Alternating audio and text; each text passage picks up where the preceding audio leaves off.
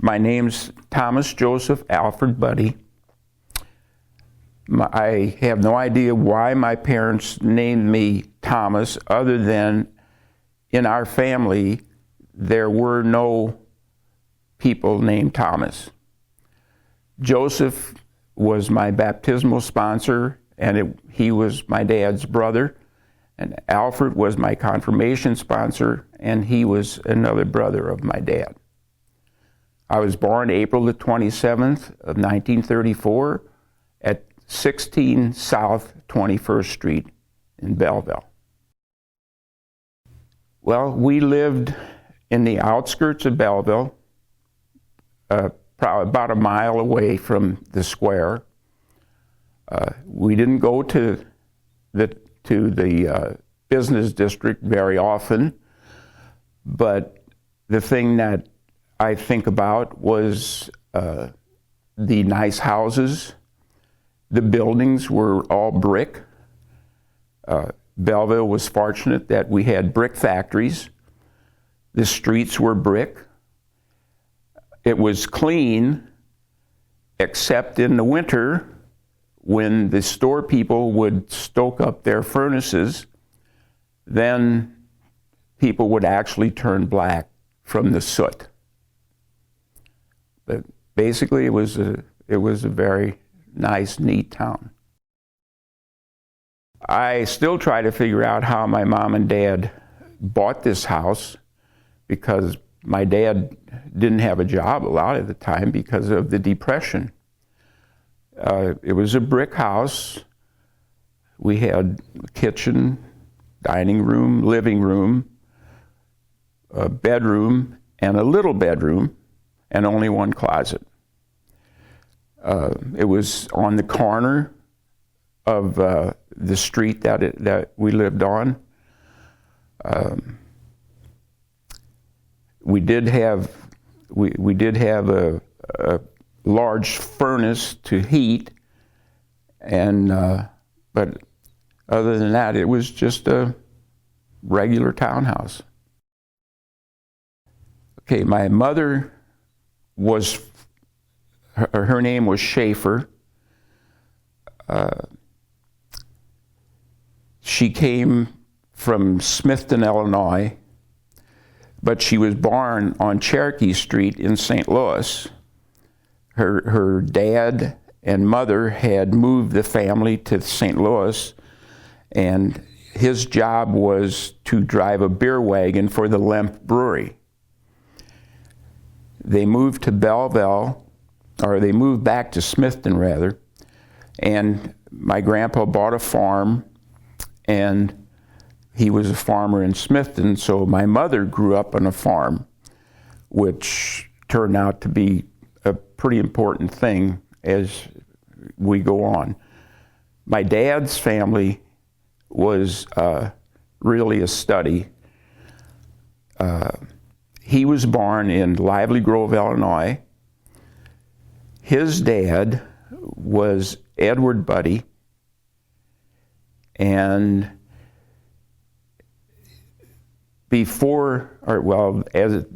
when they were married, my grandpa was trying to farm, but I think he really wasn't too keen on the idea, because eventually he moved his family to St. Louis. We don't know where he lived there. We could not find him on any kind of a census, so they must have been living there at a time between census. But we do know that he had a sister in St. Louis, and she was a midwife, a licensed midwife, which was different in those days. So eventually, about 1910, he moved his family to Belleville. Again, we don't know why he did that, but by that time, he and Grandma had 12 children. 2 girls had died, and they're buried out at Greenmount Cemetery, but we could never find their grave. Grandpa and his oldest daughter became the custodians at the new Township High School, which is on 23rd Street. Later, he became the janitor at the cathedral. 1918, the Spanish flu brought here from soldiers from the First World War, and he got the flu, and his oldest son got the flu, and both of them died on the same day. The rest of the family were homesick. They could not attend the funeral. Grandma was pregnant with her 13th child, so it ended up that Grandma was left with 10 kids to raise. Now, they had lived in an apartment house sort of thing on 17th Street today, but at that time it was called Chestnut Street. So they, for some reason, Grandma had taken a life insurance policy. We don't know how she did that, but she had a $5,000 life insurance policy and was able to buy a house then. So that's where they lived. Let me put some things in here. When I was a little kid, I don't know exactly when I started remembering things, but I do remember that winters were very long, and I just couldn't wait for them to get over. I can remember snow on the ground, grass starting to show, more snow. All right, but my sister was 3 years older than me, which was fine until she went to school.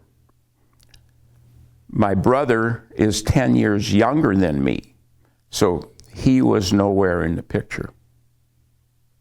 What were their names? My sister's name is Alice, and my brother's name is John. I went to St. Mary's grade school from kindergarten to the 8th grade. Our teachers were all nuns except for the kindergarten teacher. Our education was very good. My couple teachers that I always felt good about was Sister Verna and Sister Burndale. When I was in high school, Sister Verna taught at the Cathedral grade school, and I used to go and visit with her. She ended up drowning in the Merrimack River. They were on a family outing. Well, I was the kind of kid that I was everywhere. Whenever something was going on, you could bet I would be there. And I watched the guys work. Today, you can't do that. If you get close to a construction site, they tell you to leave. So I saw a lot of things that way. And tell me about like when you were little. TV was non-existent? No TV. However, one thing in the town that you don't see much of today, there were people who always came to your house doing something. For example, we heated our house with coal. When you ran out of coal, my mother would call a particular person. He would bring a load of coal. He had a chute that he would stick in a window, which came into what we called the coal bin, and he would shovel the coal from the back of his truck there. Now, it was very interesting to me. In the summertime, you didn't need coal. So the cold man became the ice man. Now, today, everybody has a refrigerator. In those days, you had an ice box. An ice box was nothing more than a big wooden box that sat in a corner. There's a door on the top, one on the bottom. The iceman would come every day. A little card was put in the window with 25, or I think it had 10, 25, and 50. And that told him what poundage of ice to bring in for that day. So, of course, we were all there right away because he would chip off ice and give it to us to chew on. That was good. Okay, now the bad part about the ice box, ice melts. And there was a little hose that went to the bottom, and there was a pan down there. And every day that pan had to be emptied, otherwise you'd have water all over your kitchen floor. Today you go to the store and buy your milk. In those days, the milkman came to your house. The soup man came to your house. You could go out and he had in the trunk of his car a bunch of little canisters with different kinds of soup. You'd tell him what you wanted. We had a guy called a huckster. He came around with vegetables. However, that was limited because vegetables didn't grow all the time. Did you have an eggman? We had an eggman who was a cousin of mine. He was the son of one of my mother's sisters from Smithton. One thing we didn't have was trash pickup. People didn't have trash. What'd you do with it? If it was, you didn't have much left over, but if you did, it was garbage and you buried it in your yard. The only thing that really produced an amount of, you can't really call it trash, but your furnace. Coal burns and you have ash left. So every day you have to scoop that ash out of the bottom and take it out and you dump it on the back of your yard. And then that was a job that kids could have. People would pay you, if you had a wagon, for example, to load that ash on your wagon and haul it away to a dump. And there were depressions in the ground all over the city from coal mines. So you just dump the stuff in there. I don't remember having anything like that. But going back to things that you had or didn't have, the kids today will never realize what it was like to go to a grocery store like we did. Belleville was noted, for example, for its taverns, but also you had mom and pop grocery stores everywhere. Today you go into Walmart or Kmart or whatever and you pick up what you want. In those days you didn't do that. You came to the store with a list of what you wanted. You would go in and there was a counter. You couldn't go past that. You would hand your note to the clerk behind the counter. He or she would go to the shelves and pick up what you ordered. Or you could just tell them what you wanted. Or you could call them and they would deliver it to your house for nothing. You don't see that today. I think that my favorite holiday was probably Thanksgiving, because that's when parts of our family would come together.